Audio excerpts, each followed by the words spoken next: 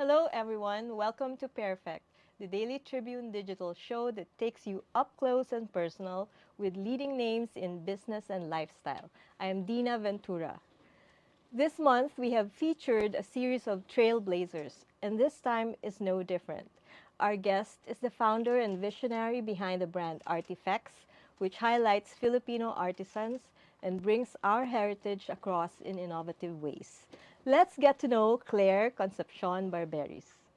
Hello, Claire. Welcome Hello, to Dina. Pairfect. Thank you for having me. Thank you for sharing your time. I know you're like, what's your day like? My day starts pretty early. Like, Yeah, it starts pretty early. I like waking up at about 6:30 in the morning, and it starts pretty quiet with tea and sun, sunrise. yeah, sunrise and just have a little walk in the garden. The factory starts at 8, so before then I'm already like slowly easing my way into the group chat and giving them Yeah. instructions, greeting them in the morning. And then after that, it's a series of well, uh, it could be anywhere from designing, meeting suppliers, finding new suppliers, working on my laptop, going to the factory. So I'm at the factory about four Where's your times factory a week. located? Binyan, So Laguna. Laguna. But Yes, you're yeah. based in, I mean, you live In the nearby. south, I live in Okay. Muntinlupa, All right. Alabang. So not So it's bad. actually not bad. It's not bad. It's like 20 minutes away. Uh-huh. It's a very easy drive. But I hear you used to be at the beach all the time. Yeah. How did you make that transition Yeah. from being like a into this business and then Yeah. from that kind of life before? How Um, well, when when when I'm at, I mean, I love the outdoors. So it's not really just the beach. So I play a lot of rugby. I like hikes. I like biking a lot. wow. I go to the beach a lot. I used to go to Palawan very often before the pandemic. And, we have a little place there. So, I was always like outdoors. But having said that, even with my outdoor lifestyle, there was always some sort of um, entrepreneurial aspect to it. So um, in Palawan, we had a little, resort going on. Not, I mean, like a small thing going on. So we also had a farm, and then working with the farmers, trying to understand how to grow herbs in a valley in Palawan, in just understanding, trying new things, what it's like to grow rice, Okay. organic rice, just trying to understand all that, which is actually quite difficult. So now I understand why organic rice is very expensive, because the whole process is very difficult, and just trying to keep your your process of growing rice, organic rice, really truly organic, not using fertilizers. Okay. Takes a So lot, I it takes a suppose. lot. It really takes a lot. Expensive too. It's very expensive because there's a lot of manpower,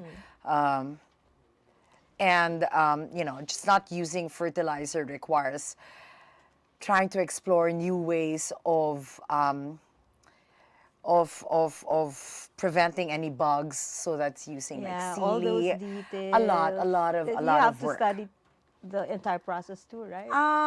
Yes, and then there's timing. There's understanding the bugs. So when I have great respect for Sure. organic farmers, so So, so even like in Batangas, where I have a little farm, it's the same thing. How to grow organic vegetables. Yeah. okay. So Wow. So I there's suppose always that that aspect. that's also how you got into artifacts. Kinda. So can you tell us Yeah. how you put up the business? When did this happen, and how did you get into Yeah. that? Artifeks started, well, I'd say Artifeks was really a product of me being interested in design and art for a very, very long time. I'd Like all say, your life, maybe. yeah, all my life. And I had a garments factory straight out of college. You did. So my design, I dabbled into design back then, and I had it Fashion. for, yeah, fashion. Nice. So I was Okay. always like creating. I was always Yeah. like designing something. And it was a manufacturing space where I had to handle, you know, sewers and pattern makers. So there was always that element of human resources and design. And then I had that for 10 years. So it was always there. Did you have a brand for that? Yeah, I name? did. I did. It was called Sabbia. Yeah, I which see. means sand in Italian. So I made like tropical Resort wear, resort wear. Nice. Yeah, yeah. So I supplied department stores. Okay. I manufactured uniforms. I was a subcontractor, Okay. and Wow. yeah, yeah. So I was always like kind of busy and Creating something. creating something. So after that, fast forward to I guess during the lockdown, which quite a few, you know, quite a lot of people, also, not a few, but a lot of people were, you know, faced with a welcome foray into creative ideas. So that's how I think it started.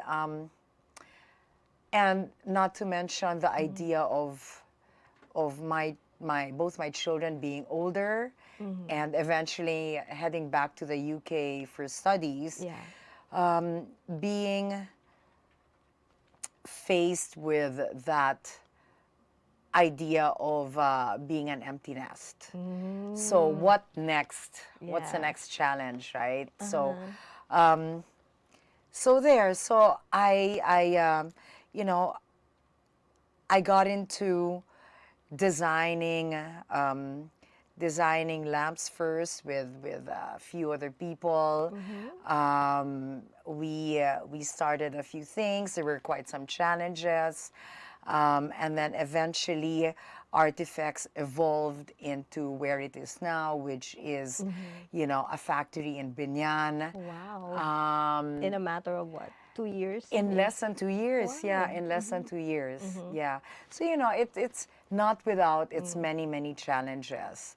Just like I can starting any imagine. kind of, any business, right? You have Yes, the because birthing I was, pains. although you're creative, you create designs. I Yeah. mean, coming up, putting up such a company where people actually manufacture your designs, and it's not Yes. clothes, right? Yeah, yeah. What kind of things did you have to learn or, you know? Yeah, well, the factory, Artifeks is, you know, it's the brand, right? So it's really all the products that come out of our workshop.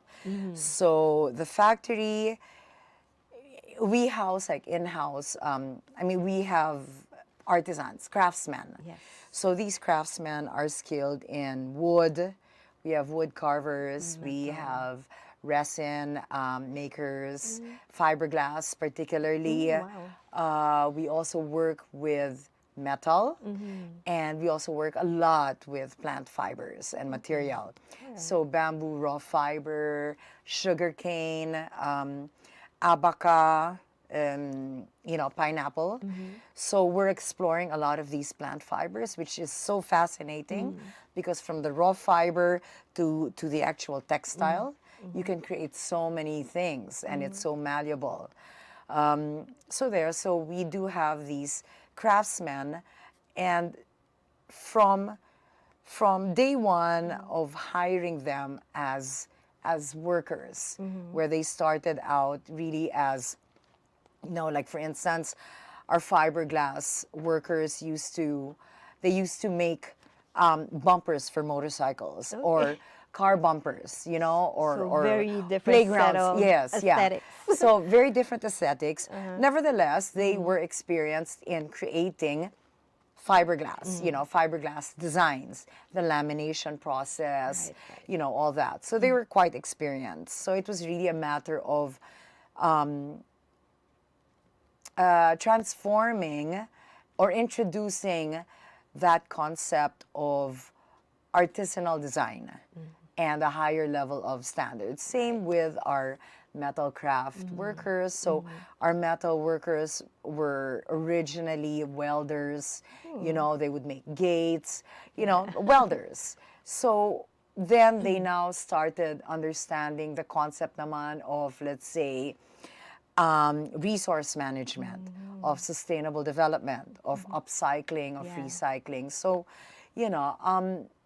You're also when teaching them, no, how yeah, to make use of what's there and yes, create yes, something resource beautiful. management, waste management. So I think the workshop really, the factory really started as an outlet for me to design and to manufacture.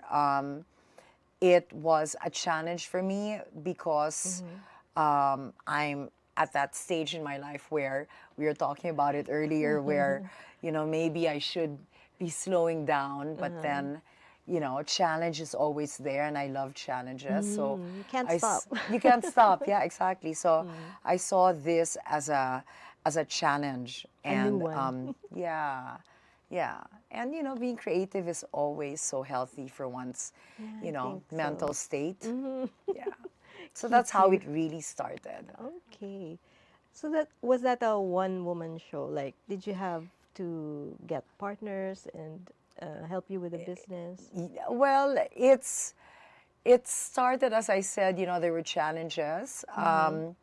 It's a one-woman show now, a one-person show now, Okay. but it really isn't when I think about the Right. team of artisans, a team of craftsmen. I have assistants. I have people in operations. So it really isn't. I mean, I'm the face, but at the end of the day, It's we're one team, everyone. and we're all working together. Again, it's a challenge because these these people started from different backgrounds and very different educational levels. Right.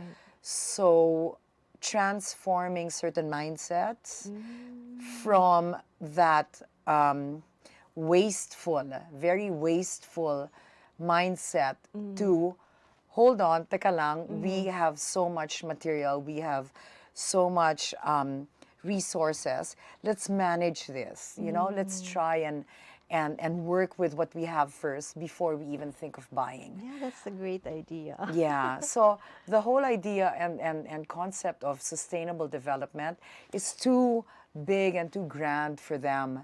So I would like to start with just that, resource and waste management. For now, that's For the goal. now, That's the yeah. mission. Yeah. But of course, my vision is really, it's really sustainable development. But in the short time that Artifeks has been in existence, I think you've gotten a lot of notice, right? Not just here. People talk about the brand and then what you make. But let's talk about your artisans, the people you found to create these designs that you came up with. Do you think that they have, or Filipino artisans in general have what it takes to make it internationally, to get global recognition? Absolutely. I was lucky enough to be a part of the Manila Fame recently, and the designs, bar none, are incredibly creative. They're very forward and quite global. Even the workmanship is incredible. But I'd like to ask every factory owner, how was it like? What was it like getting to that level? Yeah. Because creativity, I think the Filipinos are very It's creative. there, it's there. It's there. I think the challenge really is in in sustaining certain work ethics. It's the day-to-day Right. maintenance of, okay, how do we sustain this motivation? How do we keep people creative? How do we make the craftsmen understand that standards are evolving, Right, right. and that we need to be better each and every day, and that we cannot be wasteful. We need to keep trying our best to be, even more innovative, because if not us, somebody else will. I know there's a lot coming up now. And so have you found the Yes. answer to your question? How do you keep them motivated? Oh, God, I don't know. I'm still discovering. I'm still Oh, yeah. discovering. I mean, there's a lot of frustration, but then there's also a lot of pride in what we do, and how far they've come. So I try to remind them. I remind them every day that as much as I can, this is how far we've come. Our, yeah, our yeah. clients, they're quite happy with our work.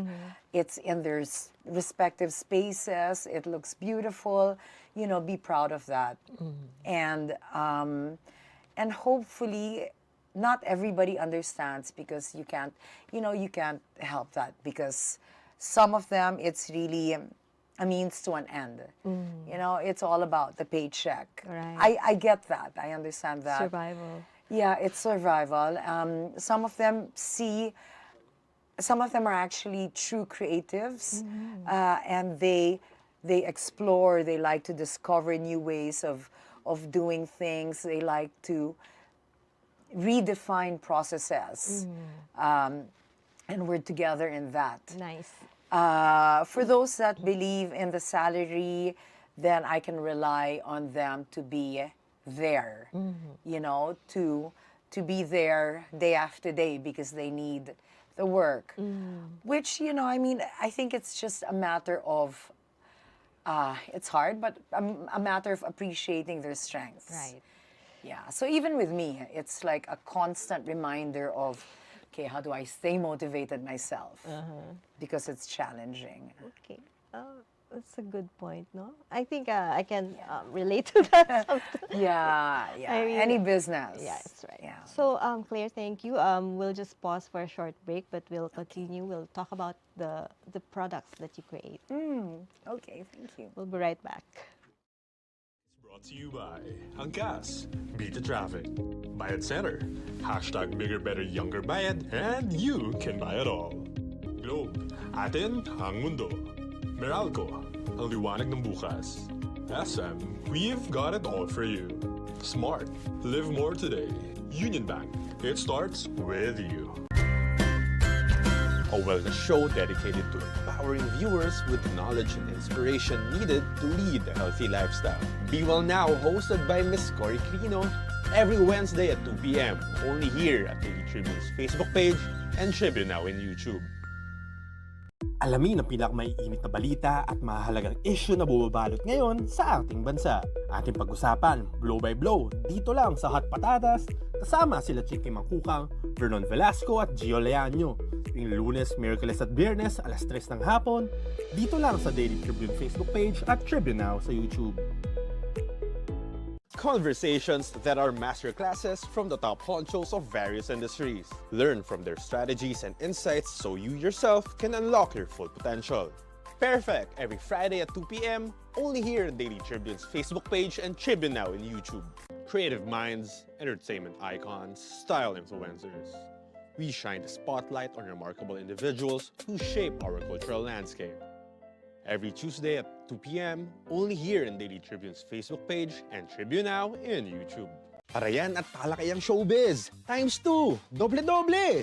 Kasama ang dalawa sa walang kupas na talakera ng showbiz, Alwin Ignacio at Alex Brosas. DTT Show, tuwing Sabado at Linggo, alas 4 ng hapon, dito lang sa Diaryo Tirada ng Daily Tribune. Straight Talk dives deep into present issues of leadership, politics, business, and more. Engage in insightful conversations with industry shakers, government leaders, and trailblazers every Wednesday at 10 a.m. only here on Daily Tribune's Facebook page and Tribune Now in YouTube.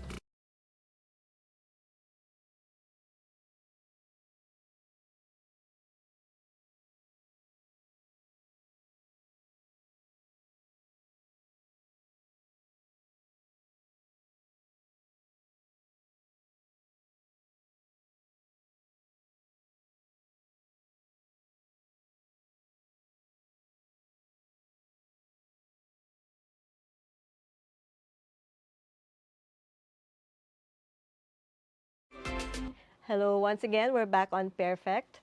Before we go on with our interview with Claire, be one of the lucky winners of Casino Filipino Big Time Bingo Millonario. This will happen on December 10, 2023, Sunday, 2 p.m. at the Ballroom New Coast Hotel. Over 10 million worth of prizes to be given away. And so we're back. So Claire, you had exhibits this year, right? So can you tell us more about those? Okay, so I launched Artifeks at Nana Sanctuary. And it's this beautiful space in Santa Elena, facing the golf course. Very, very beautiful. And I was invited to participate as one of the as one of the exhibitors. Yes. And I took that opportunity to launch the brand there. Okay. So I featured what I call the Decada 50 line, which is really 50s. like Okay. very 50s lamps looking, high gloss, in earth colors, in orange and red, Vibrant. vibrant. And then I used a lot of natural natural fabrics. So that was also the time that I introduced the butaka. The butaka, it's a birthing chair. Okay. So it's a birthing chair, and what I did was I remanufactured not the material, but it's usually in wood. So what I did was I made it more outdoorsy. So used fiberglass. So those were some of Yes. the pieces? So that's a papasan. That's a papasan. Yes. That's another chair you made. So the papasan is, I respect tradition. So these are traditional Filipino designs, which are still used to this day, but a lot of them is really made from wood. But I wanted it to be a little bit more flexible because I love the outdoors and to be able to use it outdoors in gardens and pools. You have to and make it sturdy. Exactly, yeah. So I've manufactured it in pure fiberglass and then detailed it with rattan. So then it becomes more outdoorsy. You can use it by the pool or in the garden. Okay, So, all-weather chair. Exactly, all-weather chair. All-weather chair What's and that? pet-friendly. Is that the- Also, that's a butaka. So that, in fact, is encased the solihia, which is really also very traditionally Filipino. Very familiar. I didn't know it was called butaka. Yeah, the birthing chair. So, so the solihia is encased in resin. Okay. So that makes it gives that quality of the weatherproof So it's quality. smoother, It's smooth. right? It's smoother, and the solihia lasts a bit far longer. Because it's encased in resin. Is that new? I mean, has anyone ever done that before you? I think maybe for outdoor material, maybe for outdoor furniture is not yet. Yeah. I don't think so. I think no one has really used the traditional lines for outdoor, like in fiberglass. Yeah, see. And for outdoor furniture, It's not a great yet. idea. It's. I mean, I love the lines. And it's a great idea. I'm sure more people will be using, adapting the traditional lines and making more outdoor material, outdoor furniture from there. It's a great idea. Because, that's right. You don't want to put the traditional materials outside because it will just wear faster. Yeah. Right? Yeah. Yeah. Oh, Because what about usually this? it's in solihia or usually it's in wood, no? So that will rot. So this is the Decada 50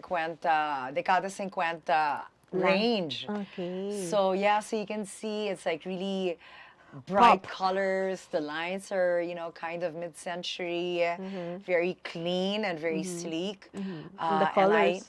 And then I used a lot of runo and solehia and a lot of rattan to make it more Filipino. Yeah. So How long does one piece?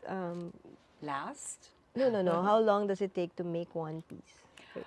Oh, Is it like well, it ranges. Like if you need to make it from scratch, like create the mold, depending on how small or how large the piece is, then it takes a while. And then once you have the mold, then you start creating, the products. Then it's a faster process. okay? Yeah. So right now, what are you making?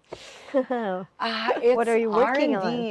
Yeah, it's research. So we're exploring now how to use some plant fibers and integrate that into fiberglass resin. So, exploring different ways of creating more beautiful home accessories, aside from just the lamps, really doing maybe exploring tables, maybe exploring trays. Yeah, with resin you can do so much. With right? resin, metal, the fact that it's all under one roof. I think it's quite exciting because I can go there and then just play around with, the metal, with But you shoes and stuff. told me a while ago that you were designing clothes, Yeah. your very first venture, and then now you're designing furniture and home Yes. items. Yeah. How did you prepare for that, or did you have to do anything to equip yourself for this venture? Mm, uh, I'd say equipping myself comes by way of inspiration. So through conversations, through travel, through being exposed to other cultures and other arts and design and food, and I think that's how it's equipped me design wise, Right. just being exposed to that. And then as by practice, I'm naturally resourceful.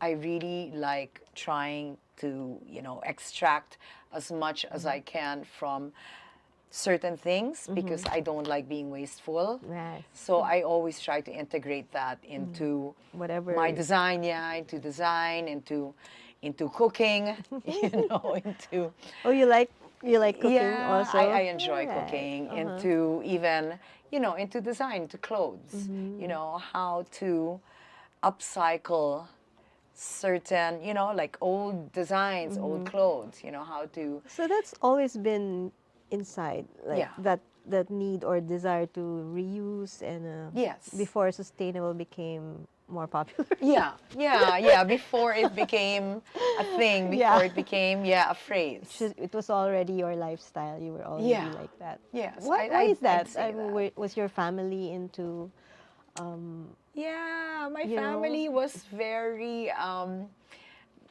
my father was quite resourceful. He was an inventor in his own right. So he designed ways of um, making travel more efficient through gas and alcohol gas. Yeah. Wow. So he was that. He was always creating things. Um, and my uncle was also in I think my family was just into some sort of resource management, you know before it even became A thing. a thing. Why is that? I mean, like, I Maybe it was their generation of being mga more, more sila? resourceful and less wasteful. I remember growing up, my parents would always tell me not to waste, or how can you reuse this? Don't throw it away because there's still life in it. You can still reuse this. Yeah, I think. And maybe because I was always out there in the streets playing and in the Yeah. garden, Ang or galing, no? I appreciated nature, and because you appreciate nature, you don't want to be wasteful. Right. So, So maybe it's because of that. Your childhood exposed you to the natural world. Yeah, So yeah. Be yeah, more I think. respectful to nature. Oo nga. Yeah. Also, And what nature gives. oo nga. I don't know how it all changed for the next generations because the waste Yeah. and then just Yeah. the abuse of environment. Anyway, Yeah. Well, I so try to impart the same things to, the same practices to my children, and Yeah. they love That's to cook. that's So good. hopefully they're not as wasteful. Yeah. Okay. Yeah. So what are your plans for Artifeks at this point? You're My going plans, on 2 years now, right? Yes, Okay. yes. So my plans for Artifeks, I would say, continue on the road um, of down the road of resource and waste management in the factory.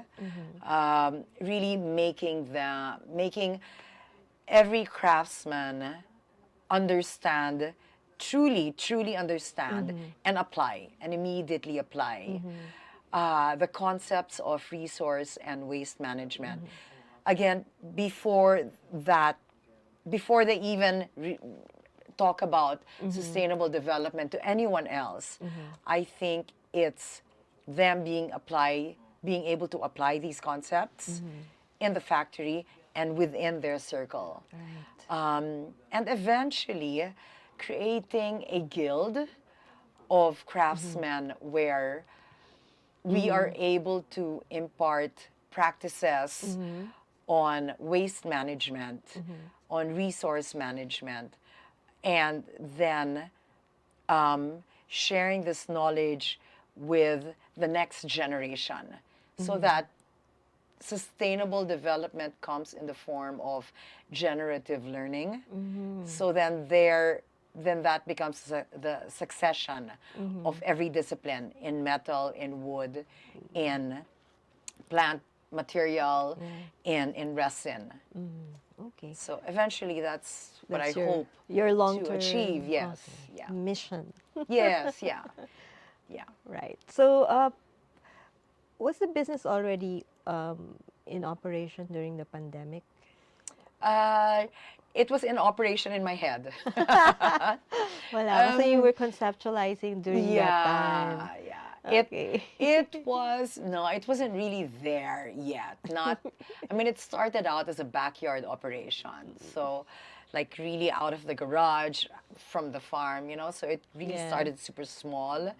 And then I was, it was serendipity, I guess, that I found this place in Binyan. So very lucky to have found it. So wow. From that backyard operation, you really went into it. Like you felt so strongly Yeah. about this kind of Yes. business. Why? Yes. I think for me, it's always been about seeing potential. And I think I've always been like that. I see a potential in something. It's always like how to create something out of nothing. So I've always been like that. I think Yeah. that comes from me being so resourceful Yes. and not being wasteful. So I'd meet someone with potential and I'd be so excited and I'd be, let's do it. I'm so gung-ho, let's do it. I'm happy to support that. So when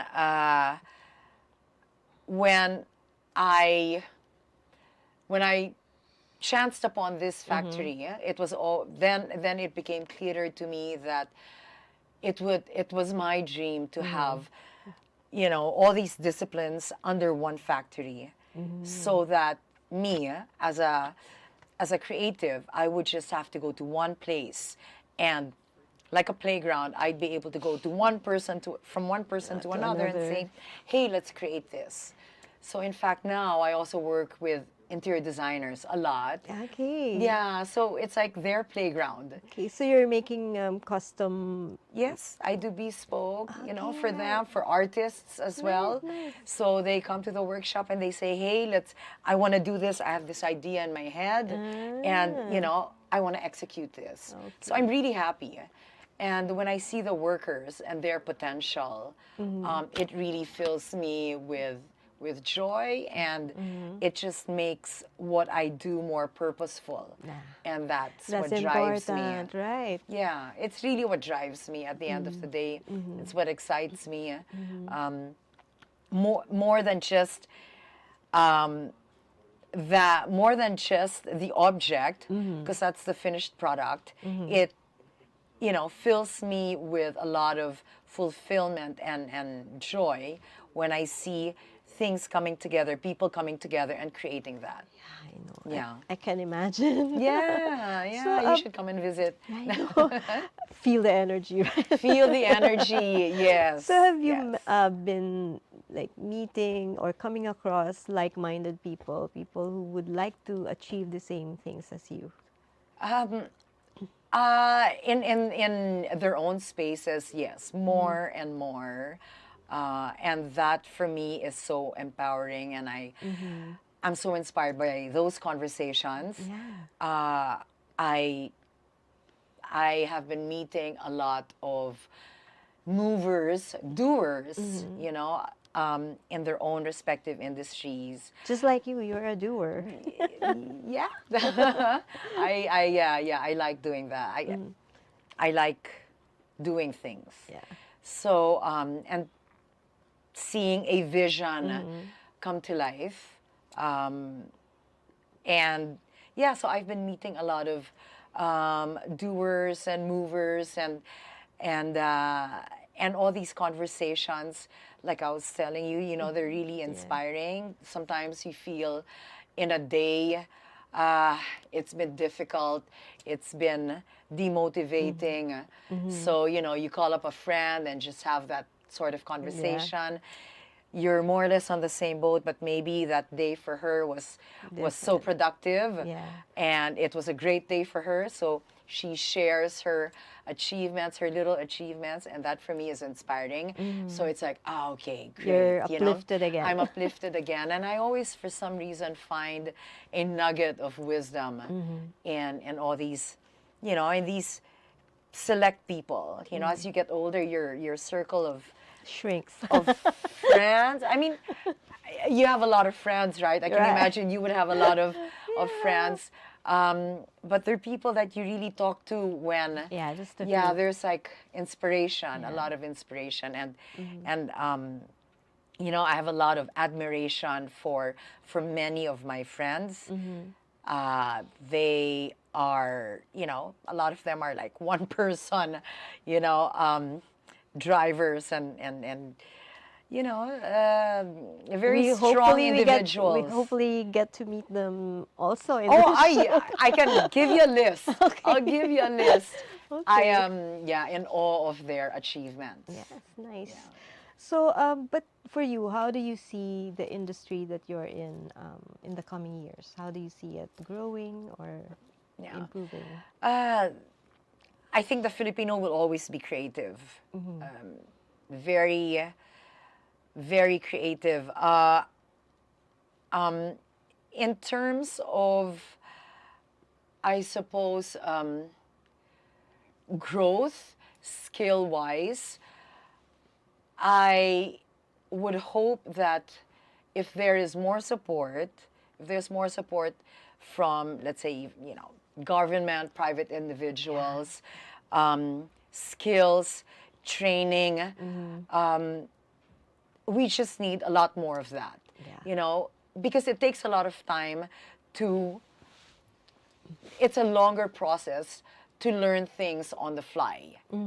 As you're creating, you make mistakes and you learn from that, which is also a great way of improving your craft. Right. But imagine if you had far more support through trainings, and even after that, post-training, what next? I think we will be able to compete in a much larger scale with countries like Indonesia, Thailand, Vietnam. Vietnam, in terms of artisanal work, in terms of craftsmanship, you know, because even policy, if you have policy, then you will be able to find ways to motivate and also apply a certain level of discipline in craftsmen. But government already has this in DTI, right? The creative industries. So there's some kind of support coming. Right now. Yes.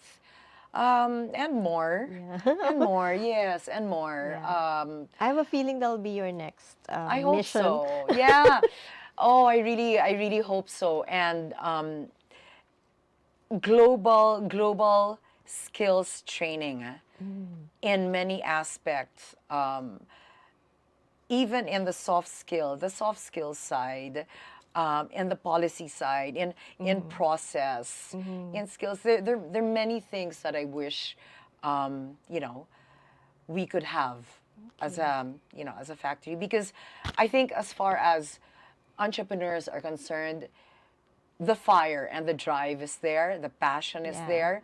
So it takes a lot for our passion to fizzle out. Yes. So I hope it doesn't fizzle out before, you know, the support comes in.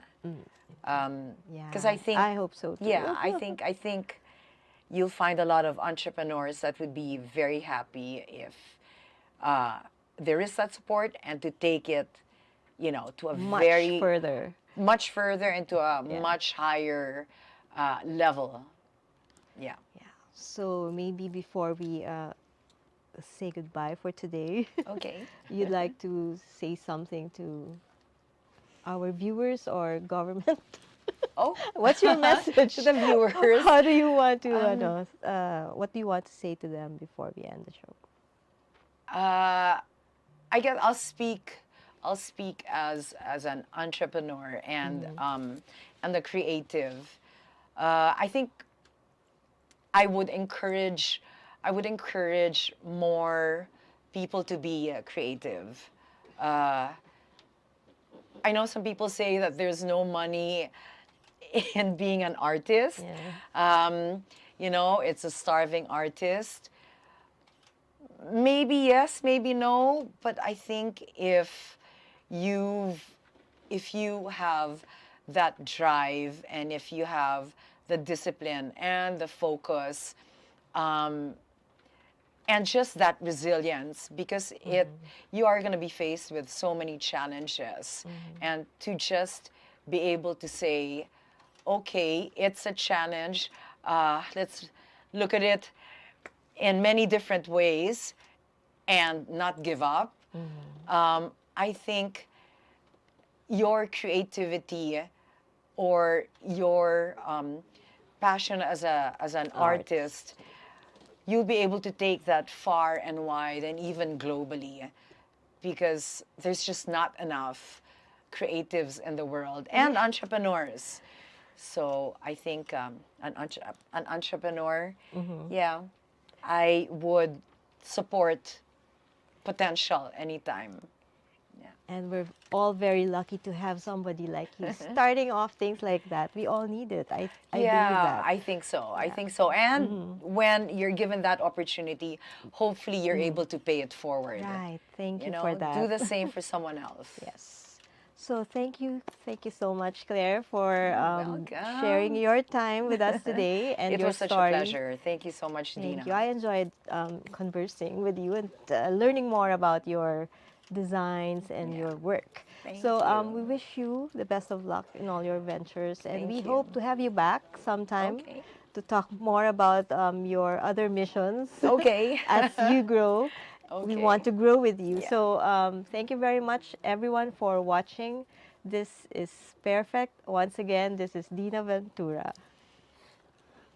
This break is brought to you by Angkas, Beat the Traffic, Bayad Center, hashtag Bigger Better Younger Bayad, and you can buy it all. Globe, atin ang mundo. Meralco, ang liwanag ng bukas. SM, we've got it all for you. Smart, live more today. Union Bank, it starts with you.